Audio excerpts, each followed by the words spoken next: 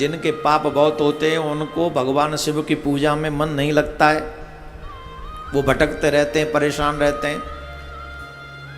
और हमारी सबसे बड़ी प्रॉब्लम पता है क्या है? हम एक दूसरे को सबसे ज्यादा पापी बनाते हैं। हम कहते हैं वो व्यक्ति पापी, हम कहते हैं वो व्यक्ति पापी है। अपने पाप हम नहीं देखते, लेकिन दूसरे के पाप हम जरूर देखते हैं। पाप का बड़ा गहरा प्रभाव है। एक शिव भक्त राजा था, राजा रानी दोनों ही शिव भक्त थे। उनके यहाँ पर तोता और मैना दोनों साथ में रहा करते थे। राजा रानी ने उनको एक ही पिंजरा दिया था कि दोनों जैसे हम पति पत्नी साथ रहते वैसे ये भी रहे।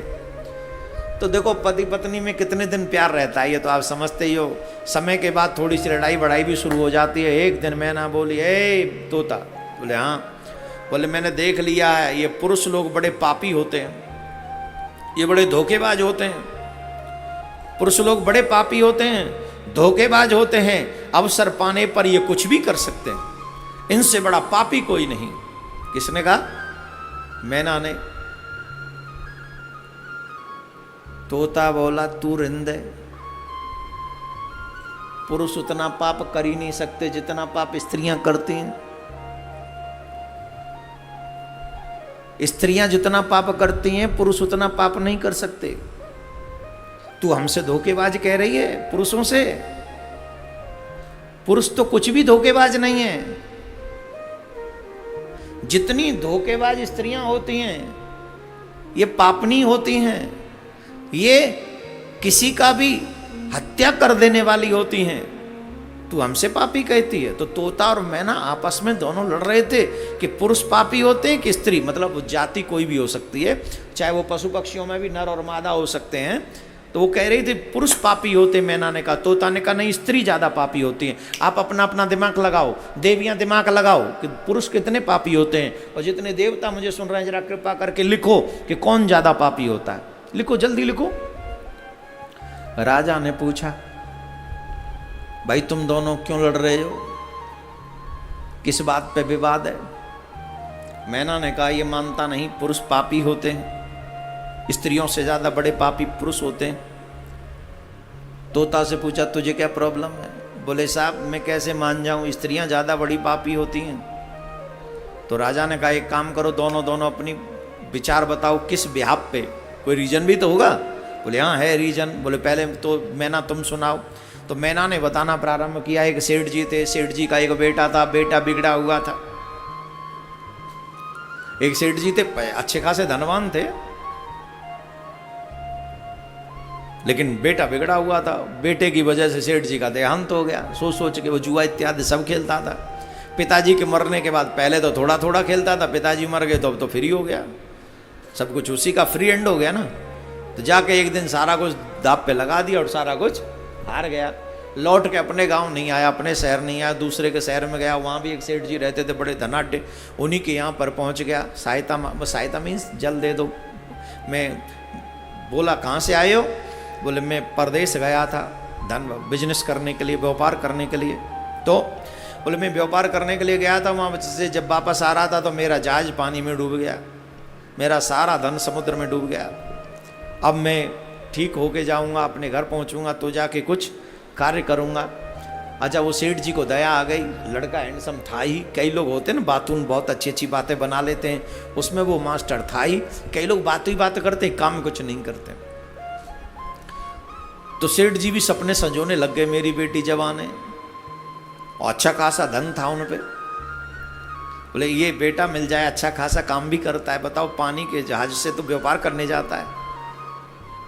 तो बात करी, बेटा तू हमारे बेटी को देख ले, पसंद हो तो ब्याह कर ले। बिल्कुल, वहाँ को तुम सब कुछ लूटी गए हो, वो तो तैयार डोल लो। चल बोले हाँ ठीक है विवाह कर लेते हैं। विवाह कर लिया।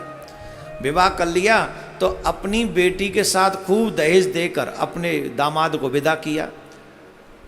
और इसको तो विवाह करना ही नहीं था, इसको तो सिर्फ धन के चक्कर में इसने विवाह किया था। तो जितना भी दहेज दिया था और जो गहने बहने देवी ने पहने हुए थे, उन्होंने उससे कहने लगा देवी सुनो, हम जंगल में होके जा रहे हैं और इस जंगल में होके जा रहे हैं तो पता नहीं कब कौन कैसा चोर लुटेरा यहाँ पर आ जाए, इसलिए तुम एक काम करो, ये गहने उतार के हमको दे दो, हम कमर में बांध लेते हैं। अब बेचारी पत्नी अपने पति पे विश्वास न करे तो किस पे करे। उसने दे दिए, बोले ये लो जी, कमर में बांध लिए।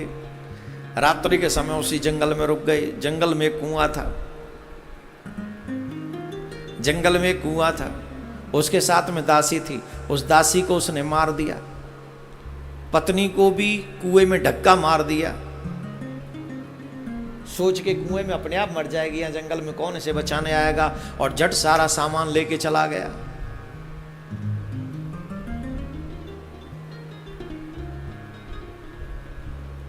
ये बेचारी रोती रही कुआं में, रोती रही रोती रही रोती रही, आवाज लगाने लगी, मरी नहीं। वहां से कोई जा रहा था, उसने आवाज सुन ली, पूछा कौन हो।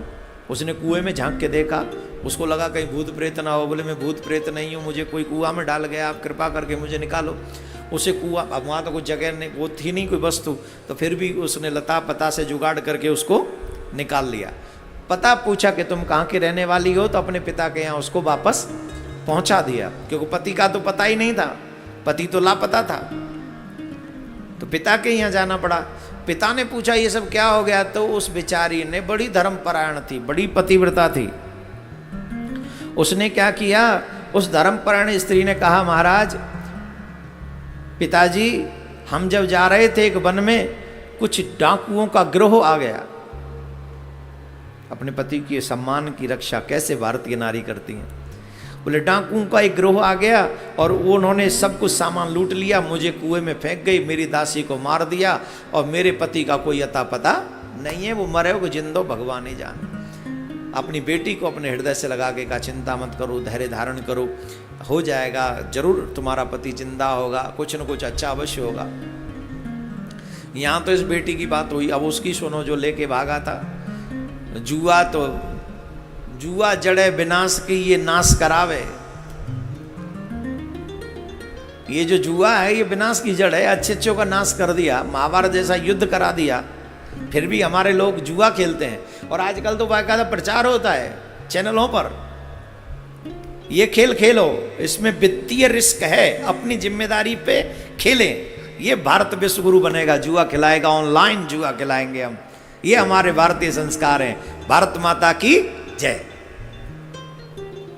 ऑनलाइन जुआ खिलवा रहे हैं और हम गौरव महसूस कर रहे हैं। जिस एक जुआ के कारण महाभारत का युद्ध हो गया, हमने घर घर में जुआ पहुंचा दिया ऑनलाइन, और बड़े बड़े स्टार उसका प्रचार करते हैं, जिनको हम लोग स्टार कहते हैं।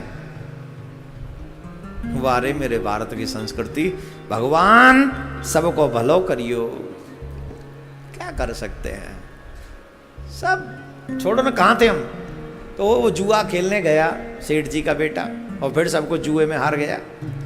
जो कुछ व्यवस्था थी सब सुपड़ा साफ कर दिया, अब क्या करें।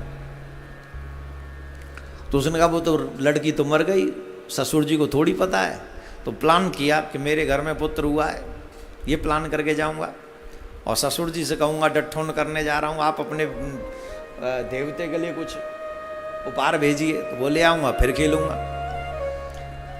अब जैसे ही ससुराल पहुंचा तो सबसे पहले देवी जी से ही सामना हो गया, और देवी जी से सामना जब हो गया तो झट झेंप गया, मुंह लटक गया। तो जब मुंह लटक गया तो पूछा, पत्नी ने कहा चिंता मत करो, मैंने अपने पिताजी को कुछ नहीं बताया, जो पिताजी को बताया था वही सारी घटना। बोले मैं अपने पति का सम्मान नहीं, तुम्हें बिल्कुल भी परेशान होने की जरूरत नहीं, तुम आगे, मेरे लिए यही सबसे खुशी की बात। वो गहने वहने लेके सोई हुई थी।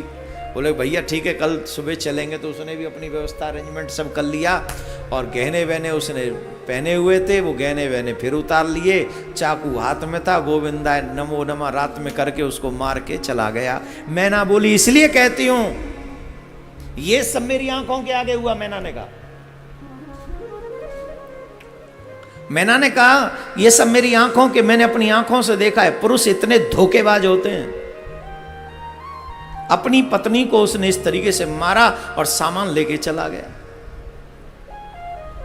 राजा ने कहा तोता अब तू बता, तू कैसे कह सकता है कि ये देवियां स्त्री पापी होती हैं। देखो आप अंदाज लगाते रहो, स्त्री पापी ज्यादा है कि पुरुष, ये आपको अंदाज लगाना है।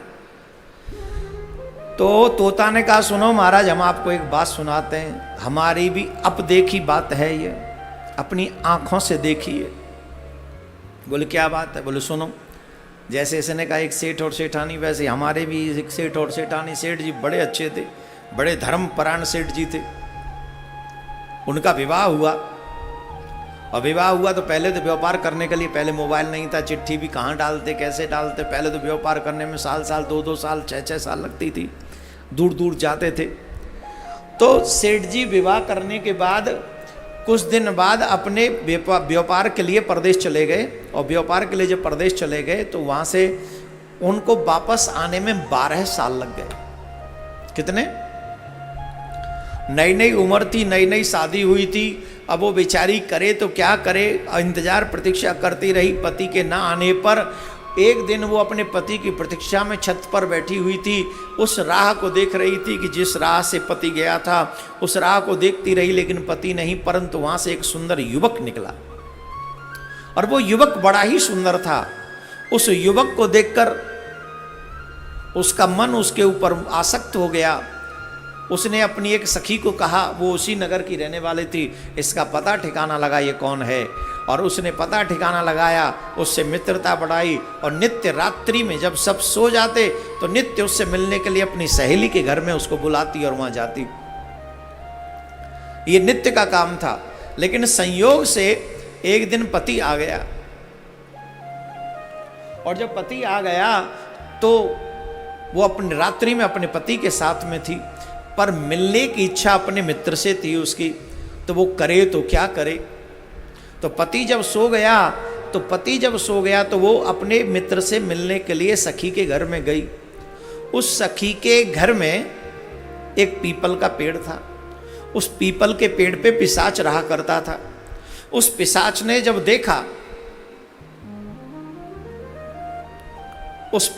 जब देखा कि अपने पति को छोड़ के अभी भी अपने मित्र से मिलने आई है, उसे बड़ा बुरा लगा। लेकिन जिस दिन वो अपने मित्र से मिलने गई तो उसके मित्र को सांप ने डस लिया था और उसकी मृत्यु हो गई थी, किसी को पता ही नहीं चला था। जब किसी को पता नहीं चला